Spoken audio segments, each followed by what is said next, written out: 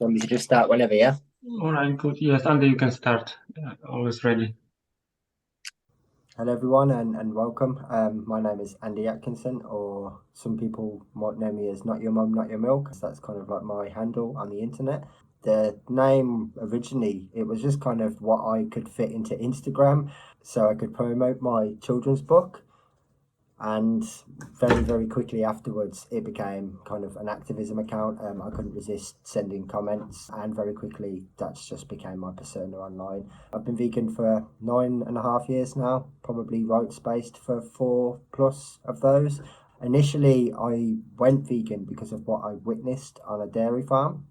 So the trauma that potentially still lives with me, and probably always will, was actually what kind of made my mind think in a different way, I suppose, or unlocked those boxes. It was what I witnessed there and then. So you could definitely class it as falling into a welfare category. It took me a number of years to actually fully connect with the philosophy, what that meant, what that entailed. I obviously knew the words animal rights, but I didn't really know what they meant until a few years ago either. I didn't really look into any of the sort of works or the writings by anyone at all. So it's definitely been a learning curve and an experience for me too. I've always had an interest and a passion in language and words. English was always my favourite subject at school. Writing short stories and things like that has always been something that I enjoy doing, and how I used to spend quite a lot of recreational time even in my teenage years, even to the degree of like writing my thoughts down on a piece of paper and then screwing it up once I've done that, as a way of just dealing with emotion and that kind of thing. Again, poetry was something that I used to do for myself. I would write a poem, I'd read it a few times, or maybe I'd show one person, and that would be the end of it. Whereas now my poetry is rights based, and I'll put it out as a video, and there's, I don't know, 50 odd, maybe a few more than that in my YouTube playlist at the moment that you can go and use or listen to, or spread. You'll have to allow some of the older ones that are based on single animals, because some of the language in them is a little bit welfare-y, I'm going to be honest. I need to rewrite some of those, but that also shows to, as this has evolved for me, as I've found and learned more understanding of the philosophy and what it all means, I've also realised how important the words are that we use, and that every time that we potentially reduce that philosophy down with our language, that's what the other people are listening to, that's what the non-vegans are hearing. So if we reduce it down to something like we're just anti-cruelty, then in their mind that'll get reduced even further to their definition of cruelty for starters. But even to the point where they'll think, well, free range isn't cruel, so therefore it's okay. I don't need to make any changes. You're just a bit picky. And so tiny dilution in language can all of a sudden just take all of the effect and the power away from the actual message. The actual cause, the actual fundamental wrong is never even considered. And that's our fault at the end of the day. We need to own that as a movement. Language is what we're doing. We can blame the media and we can blame non-vegans for not understanding or misunderstanding or misinterpreting, but we're not correcting that for the most part. And also we're the ones that are putting out that baseline for them to learn in the first place. So we need to take some responsibility for that, absolutely. But I've always been fond of the English language, especially the epistemology, the origins of words, what they used to mean, what they versus what they mean now, how things have changed. Just in modern times, we can look at examples of the times since we've had a mobile phone or the internet, and how slang language or text speak has become the norm, and how certain words have lost all meaning because they're completely overused, that kind of thing. So that's something that's always interested me, and I suppose now they have applied those interests and those skills to looking at the movement, and you can kind of see how we've not made the progress that we should have made in the last 20 years, and a huge part of that is down to language. When people identify us as a social justice movement, supposedly in the same bracket as a group like the RSPCA, you can understand why they don't take us as seriously as what they should. You can understand why they don't understand the emergency of the situation as they should. But I'll give you a perfect example, right? So if you look at the definition on the Vegan Society website, it says veganism is a philosophy and way of living which it seeks to exclude as far as is possible and practicable all forms of exploitation of and cruelty to animals for food, clothing, or any other purpose, right? I don't need the rest of them, just so we know. But the amount of times that I've seen people where they have this definition up on their screen, and they read it out and they put cruelty instead of exploitation. So they'll read it as all forms of cruelty of and exploitation too, right? Rather than the way that it's actually written. And what they don't realise is, that might sound really pedantic, but what they don't realise is when you read things out, the order that you read words out in, people prioritise. So in their mind, cruelty is the fundamental wrong and exploitation is secondary, whereas actually the reason that it's written the way it is because it's the other way around. But you've diluted that, albeit unintentionally or accidentally or whatever, but that dilution is pretty significant because you've reduced it now from being anti-exploitation, which is pretty expansive what it covers, to being anti-cruelty, which a lot of these people have been brainwashed into thinking for the last however many decades that they don't contribute to, or the bits of cruelty that did used to exist, like battery cages, they're gone now, so they don't have to worry. So you're not only up against their emotional conflictions and barriers of not wanting to change, you're also dealing with the fact that their interpretations and their definitions of these words already think that they're doing enough. You have to break that spell. And the problem is the actual issue, the fundamental issue that we need to address with our language is speciesism. If we meet speciesism halfway, people won't change. They'll just become even more comfortable with where they are because they already are speciesist. So when we use welfaristic language, their brain goes into that welfaristic way. Dogs are treated one way, cows are treated another, chickens are treated one way, dolphins another. We're not unlocking speciesism, we're perpetuating it. I've had numerous conversations around these subjects for a long time, and as you can probably imagine, they don't go down extremely well. Quite often people think that I'm being divisive, or they think I'm being picky, or a level 3000 vegan, or however you want to describe it. And often that becomes the issue. So it's why I initially started branching out with some of my poetry to try and spread this message and correct some of this language and correct our claims making going forward, so that I wasn't necessarily replying to one individual or wasn't commenting to one individual. I was putting out this information for everybody. It's in a poem. It's the same information as what I'd reply to someone, except it's aimed at everyone rather than one individual. And that seems to have had less sort of pushback, less resistance, which I suppose is an improvement. And then one step further than that, just recently I released a documentary and then a director's cut, an extended version of the same documentary with quite a bit more added, which essentially is just an expansion on that same idea.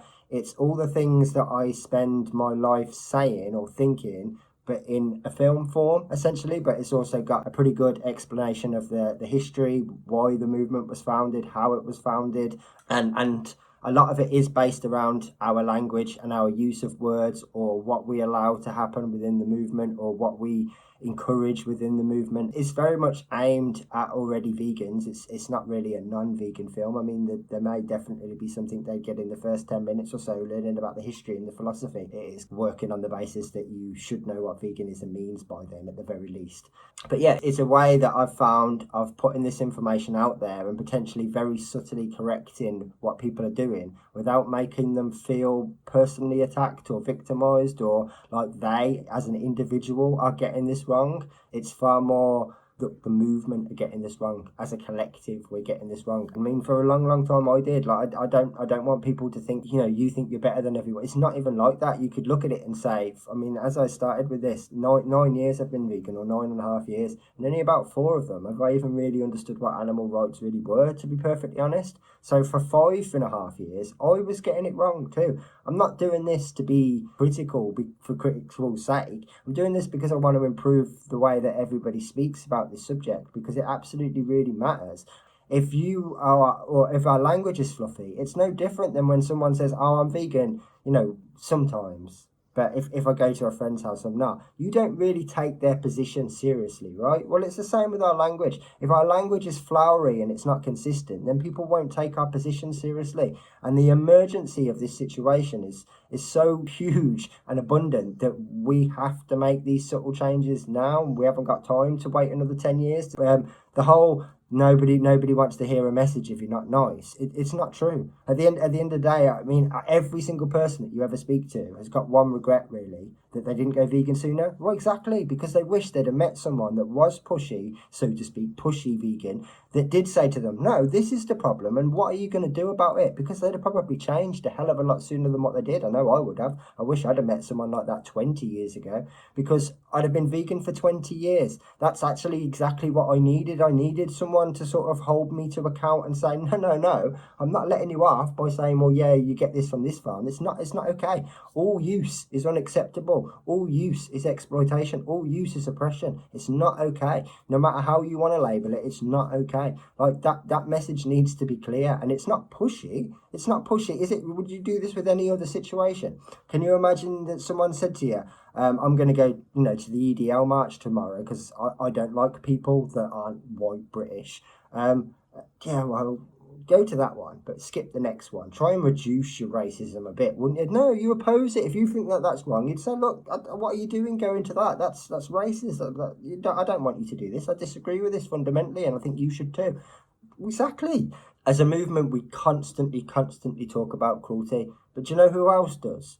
All of the agencies that rubber stamp and give their assurance to all of the oppression that we are actually opposed to. So let's just take the RSPCA, for example. All of their literature talks about cruelty. All of their literature talks about abuse. It talks about the efforts that they make to reduce those things. It talks about the levels that they will go to and the money that's spent to reduce suffering. So why are we using, as a movement, the exact same language as the welfare charities that are employed to put a level of okayness on this oppression? Why are we using the same language that they are to mislead the public, to try and mislead the public? Why don't we use different language so that the public can identify that what's happening is they're being misled? Why don't we make them realise that the RSPCA are misleading them with their language rather than using the same language and expecting them to see a fundamental wrong in it? Do you not think that they'd already see the fundamental wrong in what the RSPCA have been saying for the last 180 years? Do you not think that they'd see the fundamental wrong in what all of these charities were saying if it was as simple as that? It's not. You using their language to try and make them see your point of view. You've already got walls, you've already got barriers that we've got to go across. And now you're going to make things even more difficult for yourself by using words that they understand one interpretation of. And you're going to say, oh yeah, but that interpretation's wrong. Here's my one. If you want to meet them halfway, use their language, and when they go, oh yeah, it's about cruelty, say, no, it's not about cruelty, it's about this. If you took the cruelty away, I'd still be against it. Then they haven't got it. If you go, yeah, it's about cruelty, then you're on the same level, and you've reduced a social justice movement down to exactly the same language and exactly the same claims making that welfare charities use to make them feel more comfortable about the exploitation that they contribute to. So why would we do that? Yet it's literally everywhere. It's all over the place. It's absolutely abundant. That's the language that we use all the time. Reducing suffering, being against cruelty, reducing cruelty, no excuse for abuse. All of these, every single one, not only are we ever really talking about welfare, but these are all exactly the same slogans and titles that welfare charities use. So essentially, if you want to look at it in terms of two teams, they're the opposition, and you're using all their terminology to try and convince people that they're wrong. You're going to have to use different language, and we've got language that we can use that not only better tells this message, but it will separate. And when people make the connection, they'll realize that actually, yeah, the RSPCA and these other charities, they're part of the illusion. They're part of what keep people misinformed. So using that language is not helping the situation. We need to break away from that. We need to unlock the speciesism. So it's very similar with the animal lovers thing. I don't want to pick on them too much because I think they're actually doing some great direct action. But Animal Rising really obsess over using this animal lovers term, and I personally think that not only is it very weak in terms of claims making, but I don't think it will ever extend to the rest of animal use. It might work for the horses, might work for the dogs that people care about. I saw issues with it very recently with their dairy farm protest because they had to keep talking about the babies. It was the only way that they could keep the animal lover aspect alive. But let's just say, for example, we were talking about pigeons or rats, you're never going to get the public to ever adopt a mantra that loves those animals. And why should they? Because being against injustice doesn't require love. It doesn't. It just requires the knowledge of what's right and what's wrong. Same as being against oppression doesn't require love. You don't show love to someone by not oppressing them. You don't show kindness to them by not oppressing them. You just respect their basic right to exist without being oppressed. It's far more simple, requires far less effort. When you ask people to show love or to extend love, they usually expect love in return or something in return. And why shouldn't they? Love is an emotion. It's not really the same. It says nothing about morality. Because again, to use the RSPCA, that's what all of their literature says. That's literally who they call out. Their pleas are to animal lovers, calling all animal lovers, because that's their mantra. And the thing is, the reason it works for the RSPCA is these people that their audience are all speciesists. So they think they are animal lovers. Whereas that'll only work to some degree with Animal Rising, depending on who they're talking about. So like I said, horses, dogs, yeah, fine. You go and start rescuing chickens, for example, and that's not going to extend. You start talking about rats or mice in a laboratory, and that's not going to extend. You're just digging yourself a really big hole that I don't think you're going to be able to get out of. I mean, one thing we need to take into consideration is when it comes to welfare, if you have a consistent abolition position and you don't move from it, every step forward that you make, they'll improve the welfare every single time. If you want to reduce suffering, if that's really your aim and that's what you think that veganism is about, then maintaining and being consistent with an abolitionist position is still the best way for you to reduce suffering, because the welfare standards that you get offered every single time they try and do you a deal, every time that you take a step forward, will actually be better than the ones that you could lobby and petition for. So eventually, not only will the welfare get to absolutely, peak, but it's steps still all the way to abolition. Whereas if you campaign for a single issue campaign within welfare, let's campaign for a bigger cage. Once you've got that bigger cage, not only is that the end of the campaign, but they're not going to listen to you the next time that you come talking, because you didn't have a consistent position. You wanted to end cages, or you wanted to end this, or you wanted to stop testing on beagles. You didn't want to abolish all animal use. That's not what you said. And now you've come back with a different thing, and you just seem like a mitherer, like you're someone that's going to keep coming back and pestering them, and it just you lose all your integrity. You lose that momentum. Whereas if you have an abolition position from the get-go and don't ever move from it, that's your position, and you stick firm with it and just keep walking forward, that we're not going to accept any less than total liberation for everyone everywhere, then everything that you get offered is between that point and the end is always going to be an improvement on what you'd get offered if you would just campaign for those things individually. Of course it would, because they've got to make better compromises. They have to keep making better offers because they know that you're actually becoming a bigger and stronger force. Whereas at the moment, the reason that we're not taking it seriously is because we're so divided. Our message is inconsistent, our language is weak, and we haven't actually got a movement that's united on anything other than using the word vegan as a collective term. That's pretty much all we're united on, and that's why we're not seeing progress. We've got far bigger numbers than what most people think we have.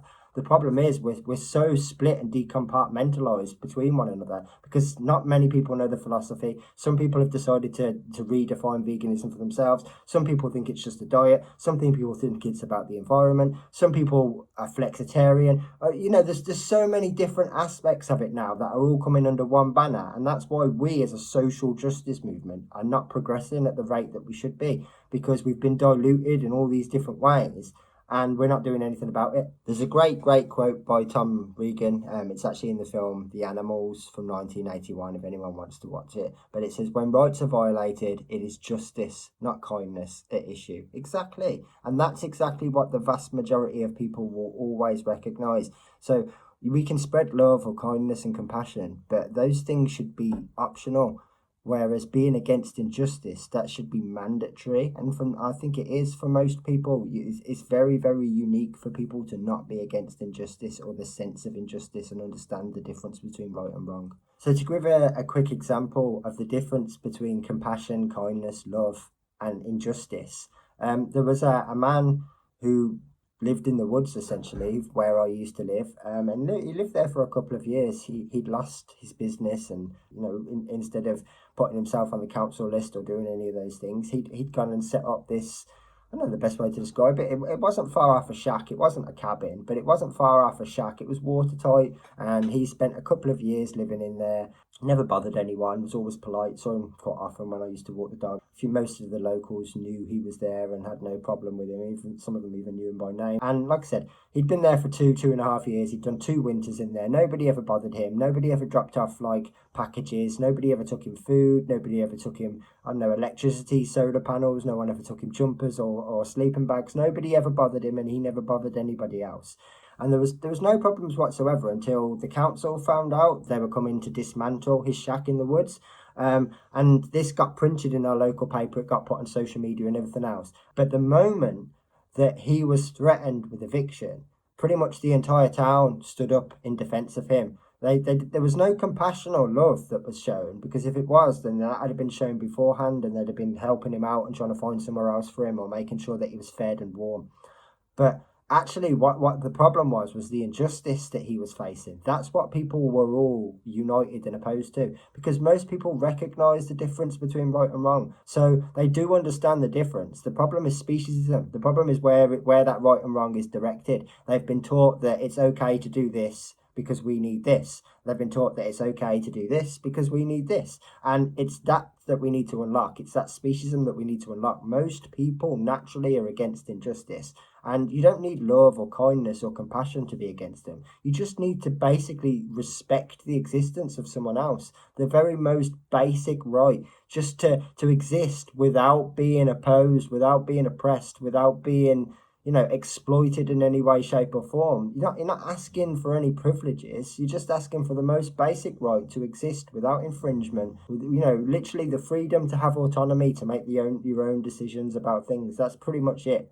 So, to summarize a little bit, one of the things that I like to encourage people to do, which is a really, really easy form of activism that anybody can do, even if you're confined to your house, or you've got financial limitations, any of these things, is on social media. If you see a meme that says something that you now potentially see as a particularly weak message, correct it. It's really simple. Just open it up in Paint or in some editor on your phone, and literally just cover over one bit and write over what you think is a stronger message. Because these memes and these things that are already being shared around, that system works, right? That's the reason you've seen it. So there's no point trying to challenge something that works. Just correct the message, make it a stronger message, and then every person that sees your meme or shares your meme is sharing a stronger message, and everyone that learns from that message is learning the right thing. So little tiny subtle changes that we can make in places like that can make an enormous difference going forward. One of the things that we would definitely gain from having this strong, consistent abolitionist message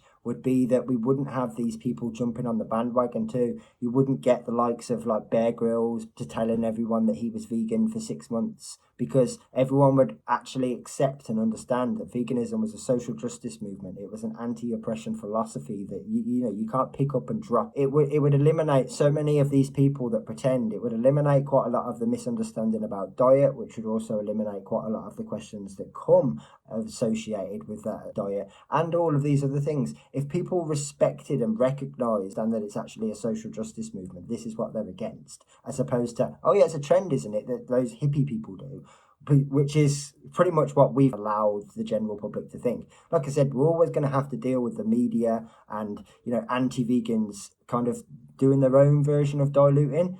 But that's why it's equally important that our message is consistent and strong, because we've got to expect everybody to misinterpret or mislead it anyway. If it's already weak, and then it's got the extension or the exaggeration or the dilution from someone else, by the time it gets 3 or 4 years down the line, that message is completely lost anyway. Whereas at least if it's strong and consistent from our point, from everyone all the time, then at least anytime they speaks to a vegan, they're going to get the same information over and over again. Whereas at the moment, they wouldn't do that. If I went and pulled 10 different vegans from the internet now and asked why they were vegan, for example, what their interpretation of the definition was, they'd all say different things. And that's a problem, because how are we supposed to be united when we're not even united on what the definition of what the cause is? That's something that needs to be corrected. And I think one of the first things that everybody should do if you identify as a vegan is learn the history of the movement. I think it's absolutely deplorable that so many people don't know who the founders were, or what year it was founded, or why it was founded, and are guilty of diluting or making it up. Like, I really think there's nothing more ignorant yourself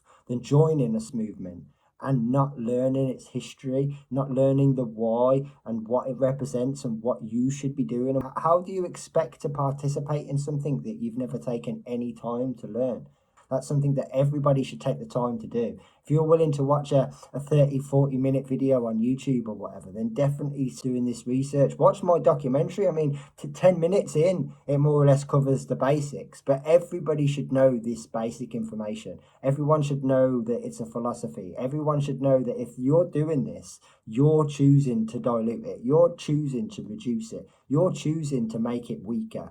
It's not the movement. That's never happened. That's you. That's on you. So at the very least, everyone should have that information. And I think it's just respectful too, that when you join something, that you actually research it. Especially if you're one of those people that want to redefine it. Definitely, you need to learn what it meant to begin with. Yeah, that's really important. I'll close up by just emphasizing that the smallest changes that we all as individuals can make to our language and to the message and to the claims making that we put out there, whether that's in person, whether that's in a chat, whether that's on a post on social media, or whatever, it's really important. Even to the extent of how we refer to others. They're not it's, they're not some things. If we don't want non-vegans to objectify others, then we shouldn't objectify others. If we want them to respect their rights as individuals, then we need to be consistent and remind them that they're individuals. Every time that we refer to another as something, then that's the objectification cemented and confirmed in their mind. It's not corrected, it's not opposed, it's perpetuated. So we are guilty of that. That's one thing definitely everybody can do. You can make a real effort not to refer to others as things and objects, because you wouldn't want to be referred to as it or something. So don't do it to somebody, anyone, anywhere. And thank you very much for listening to me. More than happy to take your questions now. Cheers. Thank you, Andy. You're right. No, you're right. Thank you. Yeah, I've one question for you to start with. Anyway, I'll kick the ball off. So, in our language and our messaging, should we approach or address or direct our conversation to the other activists who are not on board with animal rights, but who are actually actively pursuing animal welfare and single issues? Should we try and talk to them? And if so, what approach would you best advise for that, please, Andy?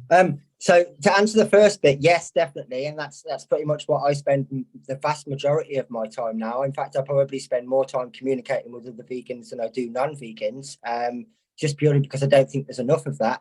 However, in terms of what's the best way of doing it, great question. I haven't 100% worked out what the most successful way is yet. I've kind of gone through quite a few different things, which is kind of why I got to come to the conclusion of making a film, because that way it was kind of like a message to everyone at once, as opposed to I think a lot of people, when you have this conversation with them, think you're picking on them, think it's a personal thing, or think that, you know, it's them individually that's getting it wrong. And it's the same sometimes when you try and have this conversation, they think that you know better, and it's not that. It's like, well, I just recognized that for so long that I was getting this wrong, and now I've corrected it, and I'm just trying to help you do the same. It's not that I'm a better vegan than you. It means that I've realized that for a long time I was a crap vegan, and now I've corrected that, and I just want you to do the same thing in the same way that you want to correct non-vegans.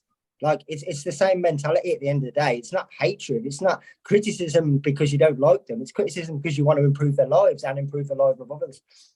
So in terms of what's the most effective, I think anything that you can try. I seem to have the least resistance with just editing memes and reposting them in the comment section. That seems to meet the least resistance, because I don't think anyone feel personally attacked then. Right. Okay. Thank you, Andy. Hey, welcome.